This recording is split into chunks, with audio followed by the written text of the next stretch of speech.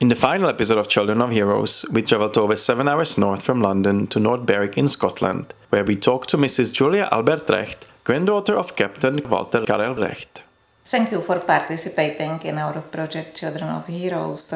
Your grandfather served as a military doctor in the British Army during the Second World War, but before the war he had a connection with the Baťa factory in Zlín. That's right. My family were all in Zlín. My great uncle was the director of the hospital and social services there, and his sister, my father's mother, was a nurse there. And then Walter arrived as part of a contingency. They recruited a lot of Jewish doctors, and he arrived and started, I think, spending time with my grandmother. And her brother said, "What are your intentions?" to my sister, and because he was a bit younger.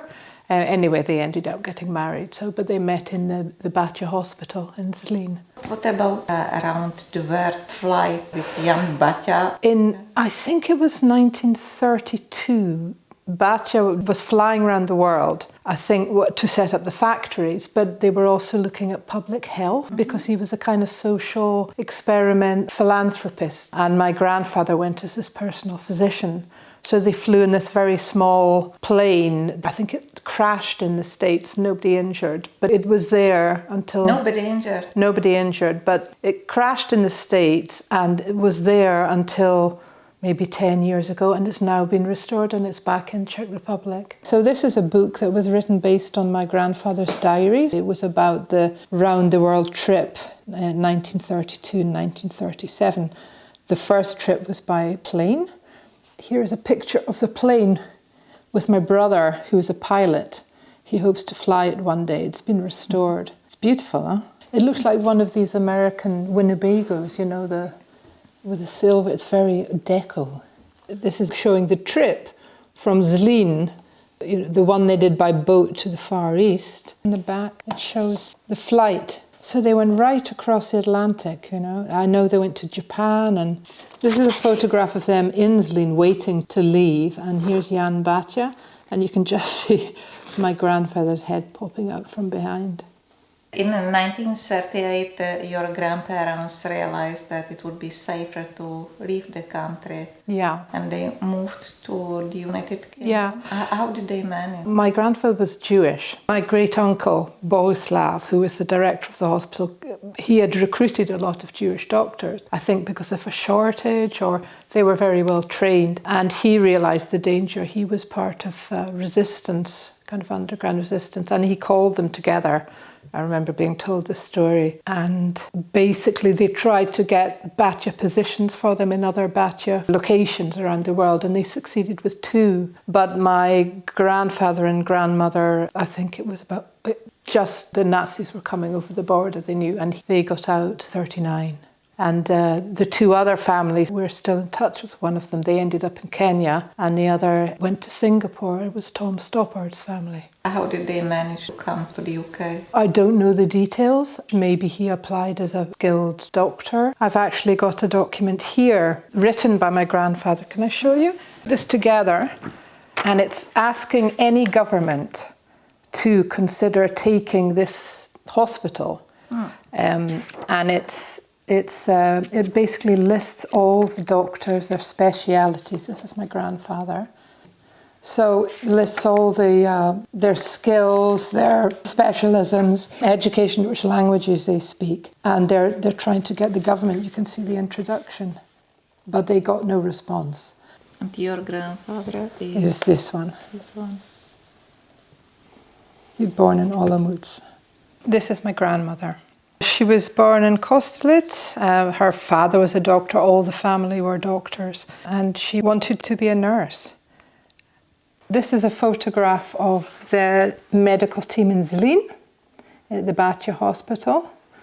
So here's my grandfather and my grandmother, and this is Tom Stoppard's father, Thomas Streisler. In England, your grandfather volunteered for the Royal Army Medical Corps. That's right. Did he stay in the UK or was he sent? I think initially he was in the UK, and then I know that he did serve in the Middle East and the Far East. And I think the Middle East was towards the end of the war, because I found a photograph and a little newspaper cutting. This is my grandfather in his British Army uniform. He was a very shy man. And then the Czech government asked for him to be released from service with the British Army to return to Czechoslovakia. And he and my grandmother were on a train that went behind the liberating troops, providing medical supplies, and were providing care to the injured arriving in Prague. He was released in October 1944. Yes. After the war he came to Czechoslovakia? I believe they intended to stay, and I think he worked for a time in Prague in some medical capacity, but then they returned to Zlín and took up their old positions.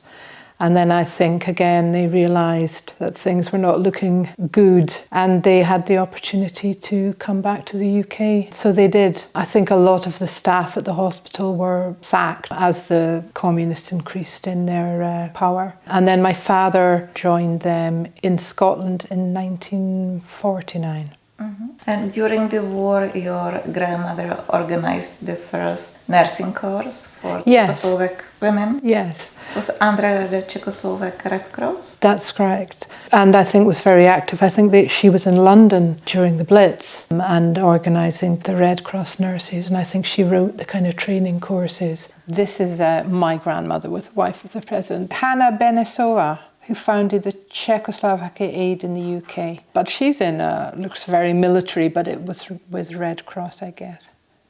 I don't know if this is the nurses entering Prague after the liberation or it's some later celebration, but you can see my grandmother and all the Red Cross nurses, and they look very happy about something.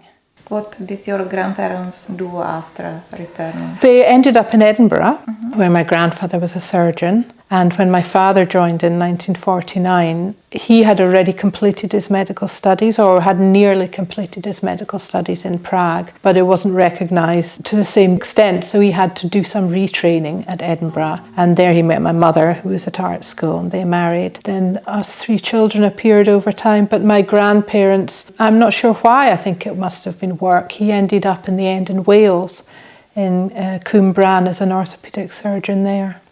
And my grandmother by that time was not working. She died in her early 60s. And this is just them in later life. Much more relaxed. Yeah.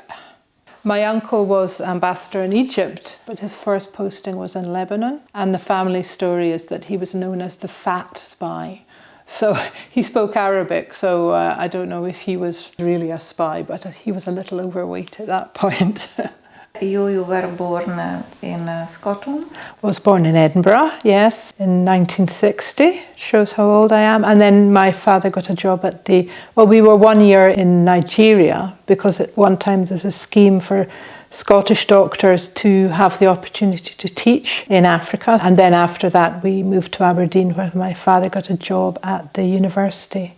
And I was brought up, my brothers were brought up there. You later worked for the Scottish Refugee Council? Worked for the Scottish Refugee Council. I first started working on the Kosovan. There was an emergency evacuation programme of the Kosovans, and I managed that. 500 medical evacuees came to Scotland. And then I wanted to work more internationally, so did more studying, and then volunteering is a very difficult area to get into. And then I worked with the Red Cross and Save the Children and some American United Nations I worked with in Africa, mainly in Africa. Were you inspired by your grandfather's and then your father's life stories? With my career, didn't purposely think I must do that, but obviously it was something that interested me. So yes, I think it definitely did. What did you like most in this job? When I was managing projects, so I was a generalist, so I had to do a bit of everything.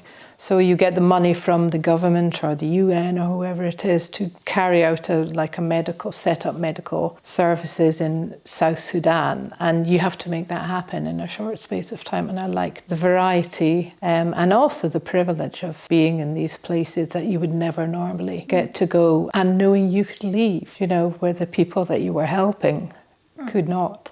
Just to prove that we're Czech, well, my husband's Welsh, but we got married in Letců near Žamberk, and the castle is just up back of the house, so we got married there 20 years ago.